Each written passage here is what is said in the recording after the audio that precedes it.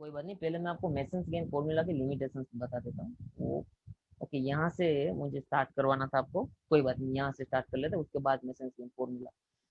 अब मुझे ये बताइए कि अगर मैं यहाँ पर आपको पूछूं, मैंने बोला था कि multiple input, if the multiple input will be available for the block diagram, then you have to take only one input. You will be able to take only one input, another input, the rest of the inputs you have to take it as zero. Clear? तो अगर यहाँ पर कोई पूछ रहा है, क्या पूछेगा सर, पूछ पूछ के वो लोग सी बाय आर वन पूछ लेंगे, या तो सी बाय आर टू पूछ लेंगे, या तो sir C by R three पूछ लेंगे। तो मुझे ये चाहिए C by R1. See, once I have asked to you that find the C by R1, then you have to take R2 and R3 is equal to 0, please. Okay? तो मतलब इसको zero कर दीजिए, बिना सोचे बिना समझे जीरो कर दीजिए, R2 और R3 को जीरो करके आगे बढ़ जाइए। आंसर क्या आ रहा है आपका, वो देखिए। अब यहाँ पर मैं लिख ही देता हूँ साइड में कि आपको ये करना है ना, तो मिस्टेक ना हो आगे जाके कभी भी।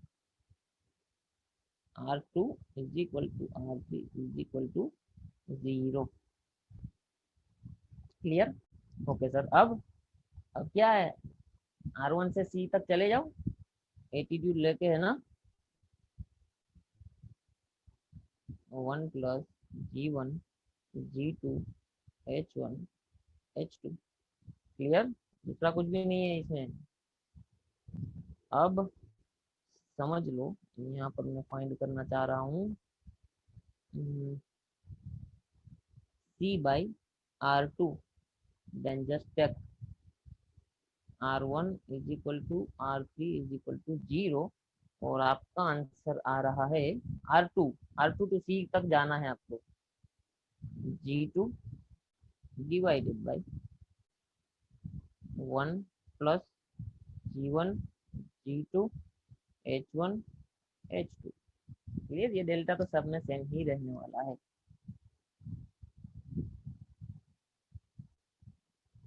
Okay, now for C/R3, I can say R1 is equal to R2 is equal to 0, and what you will find H1।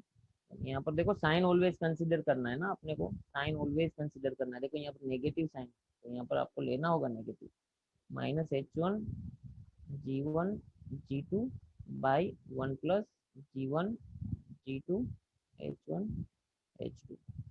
I hope it is crystal clear to you people. समझ में आया? Okay, I hope now it is visible to you people. Now see what they have asked. Please, what they have asked.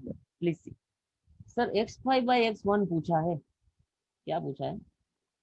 Okay, x5/x1, देखो दो forward path है आपके लिए, एक तो ये वाला, तो चलो ये x5/x1 तो ऐसे भी हो गया है, और ये फर्स्ट फॉरवर्ड पाथ था, ये सेकंड फॉरवर्ड पाथ था। उसमें लूप में सर क्या है, ये एक लूप है, ये दूसरी लूप, ये तीसरी लूप, दो नॉन टचिंग मिल जाएगी आपको, सॉरी तीन non touching, and one group of loop ऐसा मिलेगा जिसमें आपको थ्री नॉन टचिंग मिलेगा, वो एक ग्रुप ही मिलेगा आपको।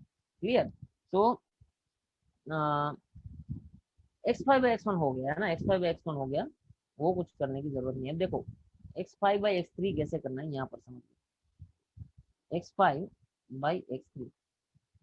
अब देखो, मैं एक चीज आपको बताना चाहूंगा, x5/x3 को मैं ऐसे लिख सकता हूँ, x5/x1 डिवाइडेड बाई x3/x1। हाँ या ना? x5/x3 को मैं लिख सकता हूँ x5/x1 divided by x3/x1। But उसके लिए मुझे क्या करना पड़ेगा वो देखिए, उसके लिए मुझे क्या करना पड़ेगा कि x5/x1 ढूंढना पड़ेगा, उसके बाद x3/x1 ढूंढना पड़ेगा, मतलब दोनों टाइम आपको डेल्टा तो ढूंढना ही पड़ेगा, दोनों टाइम आपको डेल्टा तो ढूंढना ही पड़ेगा। And delta delta will be cancel out, delta delta will be cancel out actually. So at the end you will get the x5/x3। But अभी मैं क्या बोल रहा हूँ, सिंपल एक चीज है, सिंपल एक चीज आपके पास, जो न्यूमरेटर आप फाइंड कर देते हैं ना, हर बार न्यूमरेटर आप फाइंड कर देते हैं, मतलब P1 डेल्टा और P1 डेल्टा 2 वो करके। अब देखिए मैं एक बार आपको सोल्व करके देता हूँ, उसके बाद आपको समझ में आएगा। x5/x3, x5 तक जाने के लिए, यहाँ से x5 तक जाने के लिए कितने फॉरवर्ड पाथ है हमारे पास, एक तो DE है, एक तो सर DE है, उसको हर एक लूप टच कर दिए, आंसर कर दिए, तो मतलब ये तो 1 हो गया। अब दूसरा फॉरवर्ड पाथ कौन सा है? दूसरा फॉरवर्ड पाथ कौन सा है सर? एक ये है एफ वाला। हाँ हाँ, एफ वाला है। ओके, उसको कोई लूप टच नहीं कर रही, ऐसा है? हाँ सर, ये लूप है जो उसको टच नहीं कर रही, तो 1+b है ना, ये माइनस था तो 1+b। ओके सर, तो ये एक्स फाइव का काम तमाम हो गया। एक्स फाइव का काम तमाम हो गया। अब एक्स थ्री के लिए, एक्स वन से एक्स थ्री जाने के लिए, एक्स वन से एक्स थ्री जाने के लिए कितने पाथ है सर? सिर्फ एक ही पाथ है, यहाँ से तो वापिस यहाँ तक नहीं आ सकते, यहाँ से तो वापिस यहाँ पर नहीं आ सकते सर, एक ही पाथ है। वो कौन सा पाथ? कौन सा पाथ है सर? ये वाला। सर ये वाला। क्लियर? ओके, तो वो पाथ में गेन कौन सा आ रहा है? डी। अब कोई ऐसी एक भी लूप है कि जो आपको जो फॉरवर्ड पाथ को टच नहीं कर रही है? अब एक ऐसी एक भी लूप है, आंसर है कौन सी? D, 1+c। ये काम हो गया। x5/x3 आपको मिल गया। x5/x3 आपको मिल गया। मैं क्या बोल रहा हूँ कि ये x5/x1 ना करके, डिवाइडेड बाई x3/x1 ना करके, मैं ऐसा बोल रहा हूँ डायरेक्टली नोड को पकड़ लो और स्टार्टिंग से चले जाओ। x5 तक जाना है तो p1 delta 1 p2 delta 2 find करके निकल जाओ। x3 तक जाना है तो उसका p1 delta 1 p2 delta 2 find करके निकल जाओ। अब एक बार ये ट्राई करके देख लेना, एक बार ये ट्राई करके देख लेना, आपका आंसर सेम ही आएगा। आपका आंसर सेम आएगा। I hope it is clear to you. Is it okay? Is it okay? और भी एक क्वेश्चन है हमारे पास। Is it okay to you? है ना, मैं क्या बोला कि डेल्टा डेल्टा कैंसल आउट होने वाला है, वो फाइंड करके हमको कुछ फायदा होने वाला नहीं है। Are you getting my point? तो लास्ट में जो चीज आने वाली है वो क्या है कि जो फॉरवर्ड पाथ वाला p1 डेल्टा 1 p2 डेल्टा 2 और in the denominator also p1 delta 1 p2 delta 2 वही है। Okay, clear? अभी भी और एक क्वेश्चन है, अभी भी और एक क्वेश्चन है। ये बहुत ही मजेदार क्वेश्चन है, ये मुझे होमवर्क में देने का मन हो रहा है, बट कोई बात नहीं, देख लेते हैं। ये बहुत ही मजेदार क्वेश्चन है, इसलिए आप यहाँ पर गलती कर सकते हो। चलिए, अब देखो, ये फाइंड करने का कोई फायदा ही नहीं है कि x4/x1, ये कुछ फाइंड आउट करने का फायदा नहीं। मुझे सिर्फ चाहिए x3/x1, मुझे सिर्फ चाहिए x3/x1। देखो, मैं ये होमवर्क में ही देना चाहूंगा, बट मैं आपको हिंट दे के छोड़ूंगा, मैं आपको हिंट दे के छोड़ूंगा ना, होमवर्क क्वेश्चन, बट हिंट दे के छोड़ूंगा। अब देखो, यहाँ पर x3/x1 फाइंड करना है, x3/x1 फाइंड करना है, आंसर करना है। अब x3/x1 जो फाइंड करना है आपको, वो क्या है? वो देखिए कि यहाँ से, सर यहाँ से x3/x1 जो कि पूरा आउटपुट बाय इनपुट नहीं हो रहा है, बीच में से नोड लेके x3/x1 बोला, आंसर बोला। तो अब आपने सर बोला था कि यहाँ से x3 तक चले जाओ, यहाँ से x3 तक चले जाओ, और जो भी फॉरवर्ड पाथ आपको दिख रहा है वो गेन लिखते चले जाओ। और अगर मतलब p1 delta 1 plus p2 delta 2 वो सब कुछ, यहाँ से x3 तक पहुंचने के लिए कितने फॉरवर्ड पाथ आपको दिखाई दे रहे हैं? देखो, यही ट्रिक थी, सिर्फ यही एक गलती कर सकते थे आप। x3/x1 आपको आता ही है, बट सिर्फ यही गलती कर सकते थे आप कि यहाँ पर फॉरवर्ड पाथ शायद आपको समझ में ना आए, है ना।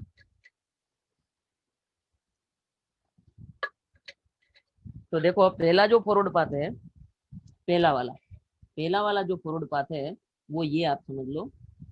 तो उसमें ये लूप लूप टच नहीं कर रहे हैं, तो p1 डेल्टा 1 वाला फॉर्मूला आएगा।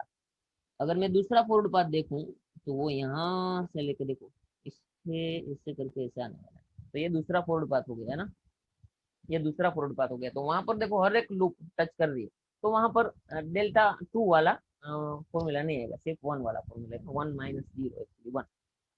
एंड x1 के लिए पूरा का पूरा आपको लेना होगा, x1 के लिए पूरा का पूरा लेना होगा। मतलब क्या सर? x1 के लिए आपको पूरा का पूरा लेना होगा, उसका मीनिंग क्या? कि देखो, सिर्फ x1 ही है, यहाँ पर ही आप स्टॉप हो गए, तो बाकी जो सब लूप है वो आपको लेनी होगी। 1 minus single non touching loop plus 2 non touching loop minus 3 non touching loop, मतलब कि डेल्टा हो गया।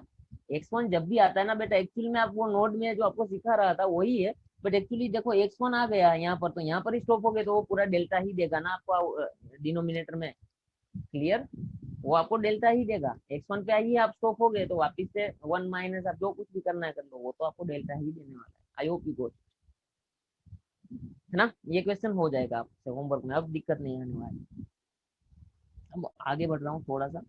अब लिमिटेशन वाली जो मैंने आपको बात कर रखी थी, ओके, चलिए अब उन लोगों ने पूछा क्या है, y/x पूछा है सर, इसमें कौन सी बड़ी बात है, हम लोग कर देंगे।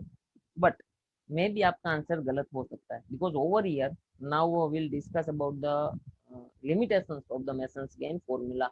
यहाँ पर मैं आपको limitations of the masons gain formula समझाने वाला हूँ।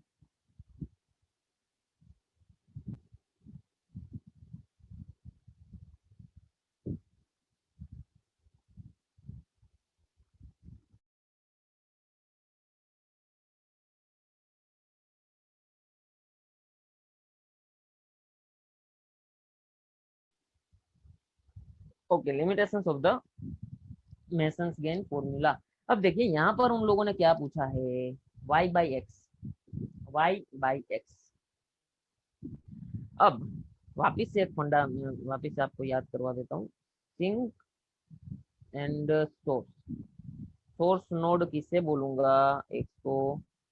सिंक नोड किसे बोलूंगा, y को। सोर्स नोड किसे बोलूंगा, x को। सिंक नोड किसे बोलूंगा सर, y को। क्लियर। तो सोर्स नोड के लिए मैंने आपको एक स्टेटमेंट लिखवाया था कि all the branches should be outgoing from that node only, then and then we can say it is as a source node। Clear. कोई भी ब्रांच होनी चाहिए सोर्स नोड के साथ कनेक्टेड, वो सिर्फ आउटगोइंग ही होनी चाहिए। तो सर यहाँ पर तो इनकमिंग आ रही है, यहाँ पर तो इनकमिंग आ रही है, तो इसके हिसाब से ही मैंने जो आपको सिंपल ट्रिक सिखाई है ना, इसके हिसाब से मैंने जो आपको सिंपल ट्रिक सिखाई है सर, कैसी ट्रिक सर, कैसी ट्रिक। अभी ही मैंने आपको बोला कि अगर x3/x1 पूछा होता तो आप पहले x3 का P1 delta one P2 delta two निकाल रहे थे, बाद में x1 का P1 delta one P2 delta two निकाल रहे थे, हाँ या ना। यहाँ पर देख लीजिए, मैं आपको सब कुछ समझा दूंगा, बट ये ट्रिक जो है वो यहाँ पर काम आने वाली है आपको। देखो यहाँ पर x5/x3 बोला था, तो सर x5 तक आप चले गए P1 delta one P2 delta two find करते हुए, बाद में डिनोमिनेटर के लिए आप x3 फाइंड किया, उसके लिए P1 delta one P2 delta two find करते हुए निकल गए, उसमें डेल्टा फाइंड करने की जरूरत नहीं हुई, क्योंकि delta delta will be cancel out, that's why only. Clear. हाँ सर। अब यहाँ पर भी आप लोग सेम ही करने वाले हो, x3 के लिए फॉरवर्ड पाथ देख के P1 delta one P2 delta two, x1 के लिए फॉरवर्ड पाथ देख के P1 delta one P2 delta two. But sir यहाँ पर तो x1 नोड है, स्टार्टिंग नोड है, सोर्स नोड है, तो सर यहाँ पर तो पूरा डेल्टा ही बन जाएगा। हाँ बन रहा है, इसलिए यहाँ पर देखिए, यहाँ पर देखिए, x के लिए आप फाइंड कीजिए, y को यहाँ से फाइंड आउट कर लीजिए, रुकिए आप। ओके, y को यहाँ से फाइंड आउट कर लीजिए, y तक जाना है, y तक जाना है, जी आ गया। और दूसरा कोई ऐसा ऐसी लूप है कि जो इसको टच नहीं कर रही है, नहीं, तो मतलब डेल्टा वन वाला कंसेप्ट नहीं आएगा। अब एक्स के लिए यहाँ पर खड़ा रह गया। अब ये लूप तो इसको टच कर रही है सर, तो ये तो नहीं आएगी, बाद में क्या आएगा, 1+h2। This will be your answer, this will be your answer. देखो ये एक्चुअली मैं बोलूंगा कि ये डेज हो गया, ये जो डेल्टा आप नहीं निकाल रहे हो और ये निकाल रहे हो, डेज हो गया आपके लिए। ऑलवेज डेल्टा क्यों निकाल रहे थे, क्योंकि भाई कभी भी सोर्स नोड पे लूप आया ही नहीं था, सोर्स नोड पे एक भी लूप इनकमिंग लूप आया ही नहीं था, इसलिए डायरेक्टली आप डेल्टा निकाल रहे थे। बट यहाँ पर सर, यहाँ पर तो है एक्चुअल में, तो आपको सिर्फ जो लूप उसको टच कर रखी है उसको अवॉइड कर दो। क्यों अवॉइड क्यों कर रहे हो, बिकॉज P1 डेल्टा वन वाला कंसेप्ट वही है कि उसको जो टच कर रहा है फॉरवर्ड पाथ को वो नहीं लेना, जो टच नहीं कर रहा है उसको लेना। आई hope you got it. Is it okay. तो लिमिटेशन क्या है, limitation of mason gain formula की जो पहली लिमिटेशन है वो क्या है कि अगर सोर्स नोड पे, अगर सोर्स नोड पे कोई भी एक लूप है, सोर्स नोड पे कोई भी एक लूप है, तो वो आपको एलिमिनेट करनी होगी। आप डायरेक्टली इसको एलिमिनेट भी कर सकते हो। अब देखो यहाँ पर मैं ऐसा बोलूँ कि यहाँ पर चलो कुछ भी नहीं है ना, ये मेरा हाथ है, समझ लो यहाँ पर कुछ भी नहीं है, ऐसा समझो, ये आप इसको एलिमिनेट कर दो, तो बाद में आपको क्या मिलेगा, यही एक लूप आपके सामने रहेगी, और बाद में आपको डेफिनेटली मिल जाएगा g/1+h2। I hope you got it. This is one of the GATE question, please take care about this type of question.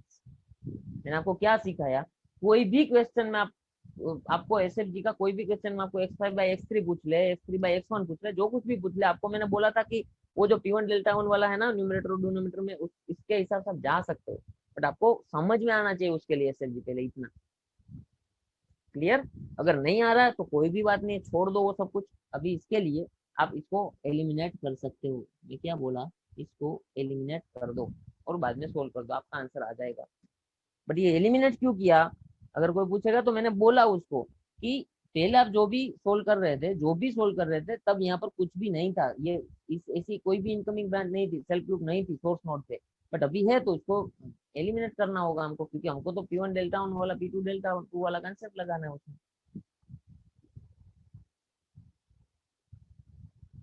हाँ, नोडल इक्वेशन से भी कोई भी आप एसएफजी सोल्व कर सकते हो, बट इसको तो एलिमिनेट करना ही होगा, इसको तो एलिमिनेट करना ही होगा। नोडल इक्वेशन से आप सोल्व कर सकते हो, कोई भी दिक्कत नहीं है।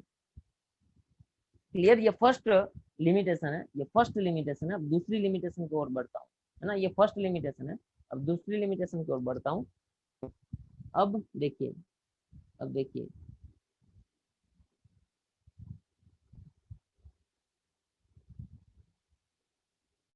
यहाँ पर समझ लो 2 3 y x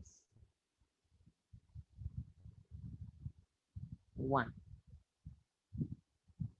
just minute sir,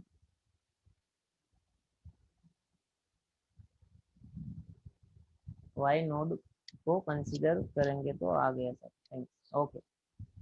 चलिए, ये दूसरी लिमिटेशन है ना। पहली लिमिटेशन क्या थी कि अगर सोर्स नोड पे कोई भी एक सेल्फ लूप है या इनकमिंग, मतलब सेल्फ लूप ही हो सकती है ना वहां पर इनकमिंग ब्रांच के लिए, तो वो सेल्फ लूप को आप एलिमिनेट कर दीजिए, बाकी सोल्व कर दीजिए। वो पहली मेथड थी। दूसरी मेथड जो मैंने आपको x5/x3 x3/x1 जो कर रहे थे, उस मेथड से आपको सिखाया कि आपको डेल्टा फाइंड करने की जरूरत नहीं है, हर एक नोड का पूरा forward bye P1 delta one P2 delta two करके निकल जाए।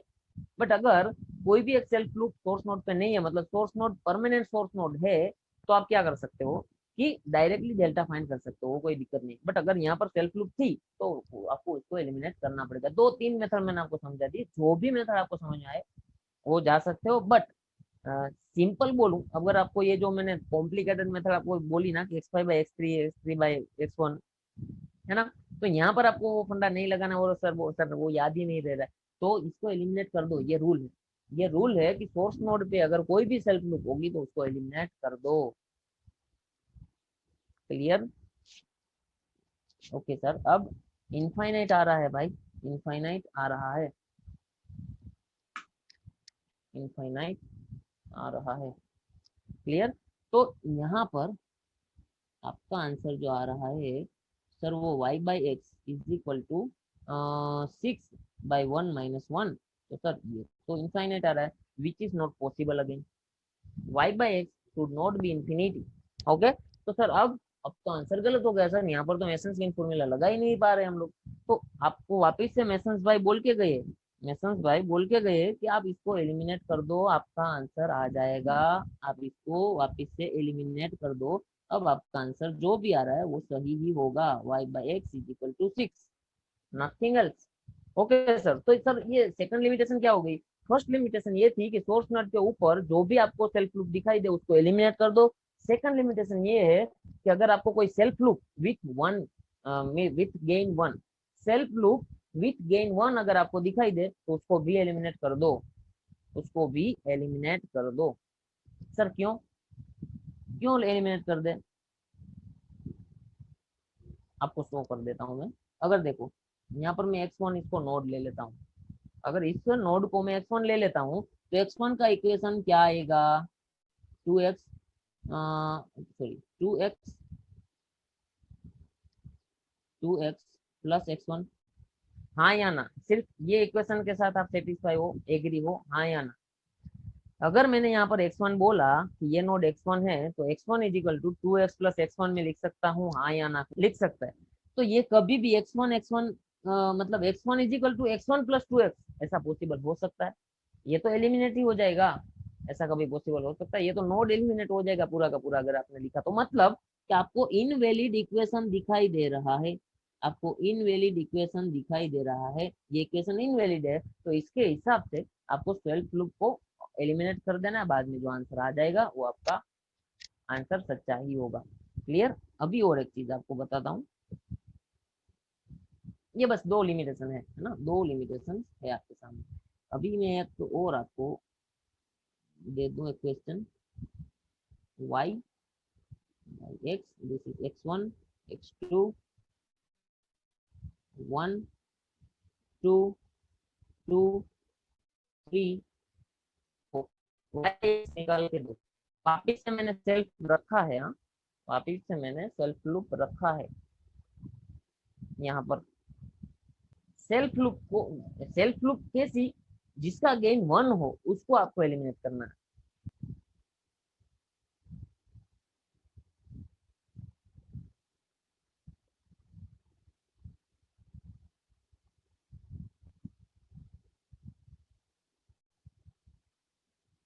और इसका सी बाय आर निकाल के दो,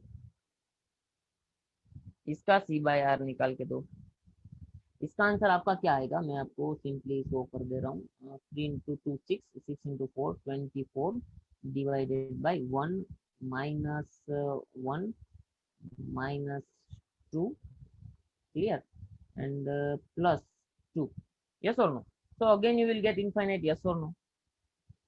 For the second question again you will get infinite, which is not possible. So just eliminate this loop, self loop, which is having the gain as 1, आप इसको एलिमिनेट कर दो, क्लियर, आपका आंसर आ जाएगा।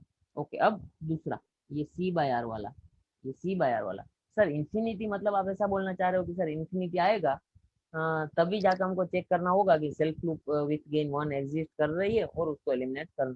नहीं भाई, नहीं भाई, यहाँ पर सी बाय आर निकालिए, यहाँ पर सी बाय आर निकालिए, 5/1 +5 -1, तो 1 -1 +5 है ना, तो आपका आंसर आ जाएगा 1। ओके, यहाँ पर 2 है ना, 2, तो आपका आंसर आ जाएगा 2 actually. 1 will be cancelled out and 10/5, clear na? So 2 will be your answer. And why we are eliminating it? Because we are not getting the valid nodal equation, that's why, clear? तो यहाँ पर भी आपका answer आया, देखो finite answer आ रहा है, दो फाइनाइट आंसर आ रहा है। बट वापिस से अगर मैं यहाँ पर नोडल इक्वेशन देखूं, इसको x1 बोलूं, तो x1 is equal to 2r plus x1 होगा। वापिस से ये इनवैलिड हो गया, सर आपने बोला था कि ये इनवैलिड है, इसको एलिमिनेट कर दो, वापिस से फाइंड कर लो c बाय आर। तो यहाँ पर फाइनाइट आंसर था तो भी एलिमिनेट तो करना ही पड़ेगा, तो ऐसा दिमाग में फिक्स मत कर दीजिएगा कि सर इनफाइनाइट आएगा तभी चेक करेंगे कि सेल्फ लूप है तो एलिमिनेट करना है कि नहीं। नहीं, फाइनाइट में भी आपको करना होगा। फाइनाइट का भी एक एग्जांपल मैंने आपको दे रखा है। अब सी बाई आर फाइंड कर लीजिए। 10/1 + 5 है ना, 10/6। Okay, I hope it is visible to you. just try to solve the answers. Find the value of GC of S in order to nullify the noise at the output. Question number 20. Find the condition on GC of S in order to nullify the noise at the output. मतलब क्या, nullify the noise at the output मतलब क्या, मैं जो आपको वो पूछना चाह रहा हूँ वो आपको समझा देता हूँ। y/x of s, okay just wait for Prashant. Okay, y/x of s is equal to 0 लेके आपको चलना है और आपको GC of s की जो भी वैल्यू मिलेगी वो आपका आंसर हो जाएगा। y of s by n of s चाहिए हमको sir, y of s by n of s चाहिए। ओके सर, तो y of s by n of s के लिए आपके पास कितने फॉरवर्ड पाथ है, पहले तो वो मुझे बता दीजिए। n से y तक जाने के लिए कितने नंबर ऑफ फॉरवर्ड पाथ है आपके पास, कम ऑन।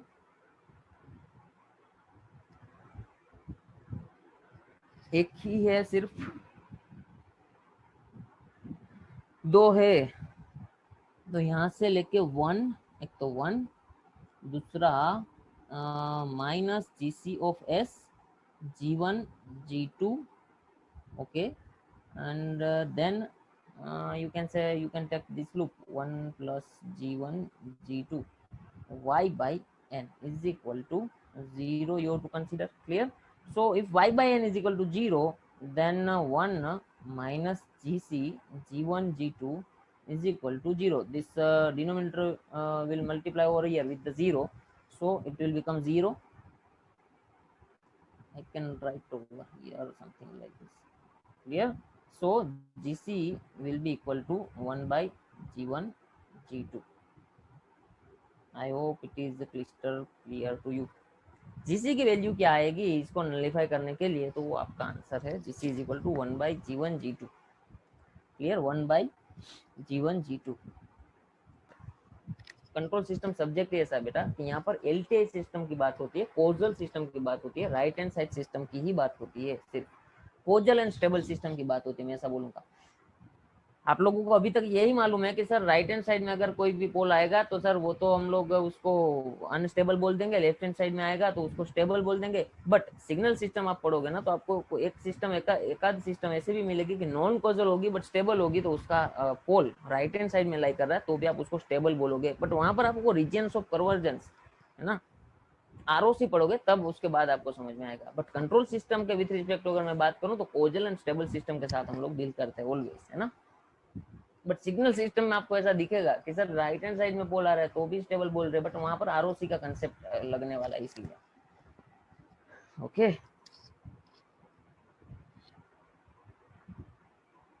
अब ओके चलो अब थोड़ा सा नया पार्ट स्टार्ट करना है हमको। एक डीसी गेन वाला कंसेप्ट था, डीसी गेन वाला, तो उसके लिए ये क्वेश्चन ले लेते हैं हम लोग। 45, क्वेश्चन नंबर 45।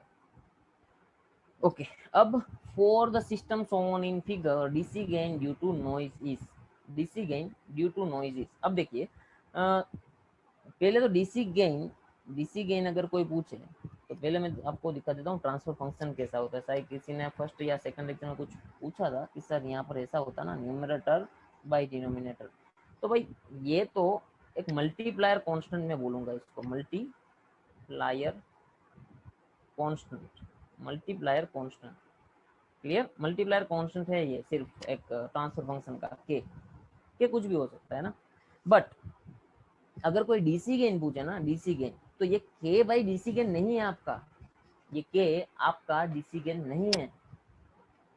क्यों सर? अब देखो ये जो एक क्वेश्चन है आप समझ लो, s+3 s+4।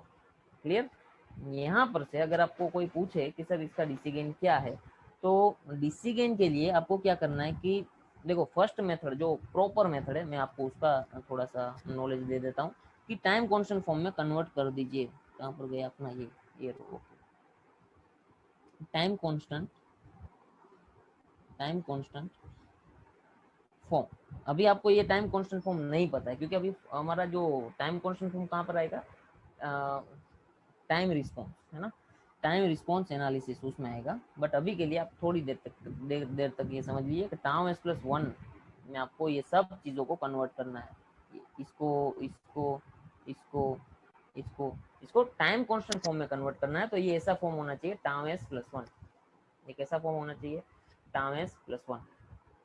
क्लियर, हाँ सर ये टाइम s+1 होना चाहिए। तो आप इसको टाइम यहाँ पर क्या हो जाएगा आपका टाइम कांस्टेंट। अभी भी आपको टाइम कांस्टेंट के बारे में बिल्कुल मालूम नहीं है, मुझे पता है, बट थोड़ा सा आपको समझाने के लिए डीसी गेन का कंसेप्ट। ओके, तो ये तो टाइम s+1 फॉर्म में ही है। ओके सर, अब इसको टाइम s+ फॉर्म में कन्वर्ट करना होगा तो 2 मुझे बाहर निकलना होगा, 2 मुझे बाहर निकलना होगा, मतलब कॉमन लेना होगा, मैं बोल सकता हूँ। ओके, अब यहाँ पर 3 बाहर निकाल दिया तो ये 1/3s+1 हो गया। यहाँ पर 4 बाहर निकाल दिया, ये 1/4s+1, ये टाइम कांस्टेंट फॉर्म में कन्वर्ट हो गया। अब जो कुछ भी आपके पास बचा, मतलब ऊपर 2k इंटू 3 इंटू 4, मतलब अभी ये आपके पास रहने वाला है ना, जो कांस्टेंट फॉर्म आने वाला है उसकी बात कर रहा हूँ।